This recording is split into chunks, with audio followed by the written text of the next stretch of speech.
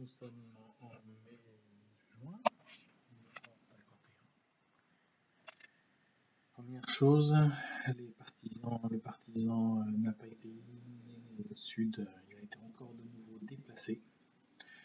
Donc, les unités soviétiques sont encore assez fortement présentes en Scandinavie pour le détruire. Les forces, la contre-attaque du mois dernier anglaise, qui a plutôt fonctionné. Les soviétiques ont été obligés d'abandonner tout projet d'invasion supplémentaire pour renforcer la ligne. Ce que vous voyez ici avec des forces peu puissantes, assez faibles, soviétiques. Ici.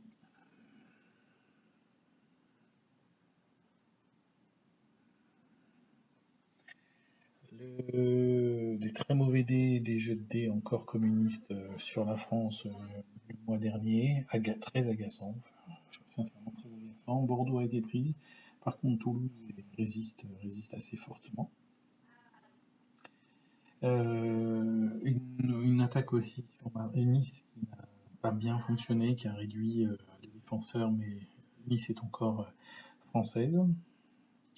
La seule chose qui s'est passée, c'est que ici une attaque soviétique qui a fonctionné sur la ligne italienne, et en fonction de cela, les soviétiques ont réussi à glisser jusqu'à La Spezia et aussi à envahir la botte sud. Débarquement pourri à Naples qui a complètement été détruit, et par contre celui de Salerne a amené la botte sud à être aux mains des soviétiques. Pour l'instant, on ne parle pas de projet d'invasion de l'Espagne, on en est encore assez loin. En fonction des éléments, l'Italie sera, à mon sens, la principale cible avant celle de l'Espagne, quitte à reporter d'un an. Donc en Scandinavie, un nouveau, celui de Norvège, le partisan de Norvège est resté, il n'y a pas assez de force pour pouvoir aller l'emmener. Ici, on retrouve les forces, globalement les forces navales plutôt soviétiques. Il va y avoir du mouvement, d'ailleurs ça, ça n'a pas été reporté, mais il va y avoir des mouvements encore africains vers l'Europe. L'Égypte, l'invasion de l'Égypte a bien commencé, c'est bien structuré pour les alliés.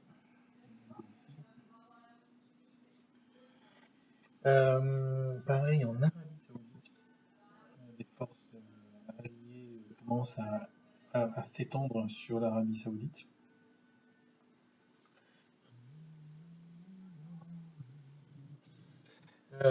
Les forces américaines, principalement américaines, se déplacent de Maroc, d'Afrique du Nord, jusqu'en Égypte, où les forces soviétiques ne sont pas si fortes que ça, mais elles tiennent plutôt correctement. Ici, les forces, c'est principalement des forces aériennes soviétiques, qui sont depuis longtemps statiques ici, pour qu'elles se déplacent logiquement vers l'Égypte, mais au besoin sinon vers l'Italie. Ici, les forces, ça y est, enfin une quinzaine de corps d'armée soviétique viennent d'arriver. Et donc là, les transporteurs sont chargés partout, en mer Noire. On a encore quelques forces ici. Là, ce sont tous les États fantoches, donc avec l'Arabie Saoudite et les Pays-Bas qui viennent d'être mis en État fantoche soviétique. Et là, on retrouve vraiment des forces de 10 corps, enfin de 4 à 6 corps qui sont là prêts à partir pour l'Angleterre, avec vraiment une volonté clairement de l'armée rouge de ne pas lâcher l'Angleterre. Ici, de nouveau, on l'a vu en Arabie Saoudite, là, sur cette base-là. On le voit ici avec des nouvelles forces qui sont prêtes à descendre pour maintenir le front. Pas forcément le gagner. On sent qu'il y a quand même une fragilité soviétique par rapport aux Américains qui sont quand même bien présents, bien forts. Ici, deux ressources sont désormais dans les mains des Américains dans l'Indonésie, et deux encore pour le russe soviétique. L'île principale est totalement occupée, et l'île principale, l'île Bornéo est occupée, et par contre l'île principale principale d'Indonésie, Sumatra, elle est principalement encore aux mains des Indonésiens. En Chine communiste, enfin en Chine tout court, il y a eu des combats, de violents combats, avec des renforts même soviétiques qui sont arrivés, et il y en avait besoin. Lanzhou qui est ici bloque vraiment toute l'avancée, mais à mon avis ça va se détendre. Et les nationalistes arrivent quand même à produire deux corps à peu près par tour, ce qui est très bien pour leur défense. Là il y a quand même un danger, ici là près de Chontou, parce que clairement là il peut y avoir, avec la lumière on le voit ici, là vous voyez la ligne, cette ligne là, qui pourrait être une ligne de rupture, enfin, de ce qui pourrait rester aux nationalistes s'ils ne se déplacent pas, s'ils ne se mettent pas en conformité en défense. Donc les nationalistes vont devoir jouer.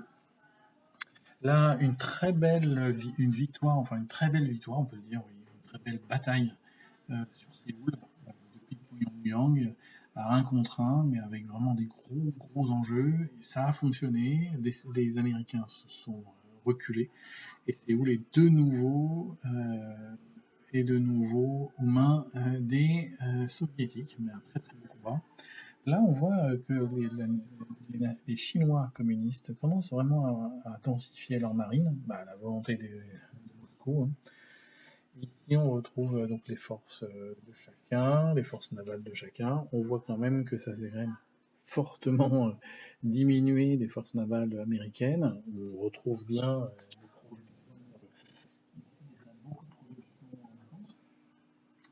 les Américains produisent un peu plus de 50 unités, les Soviétiques à peu près 90. Donc c'est pas les mêmes priorités. Ici on retrouve les joints. On retrouve les renforts du prochain tour. On retrouve bien des soviétiques, principalement soviétiques et chinois. Quelques anglais, des américains, mais clairement quand même une grosse domination.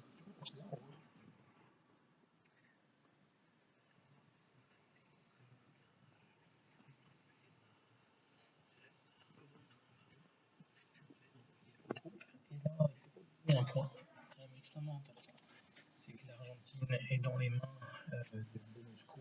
Et donc la dernière fois, il y a eu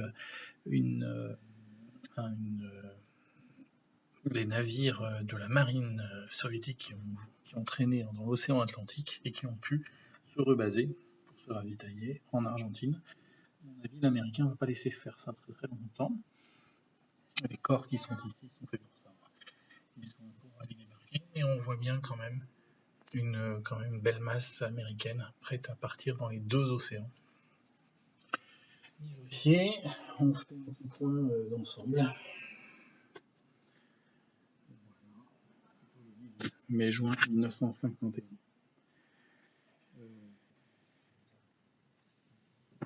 Indonésie.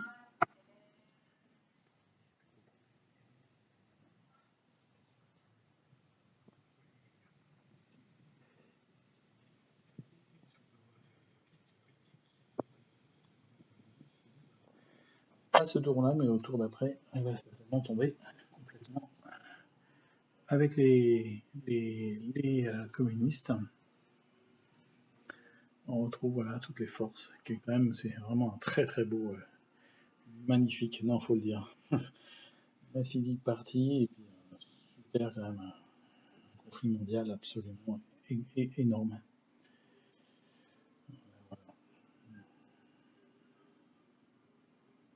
Voilà.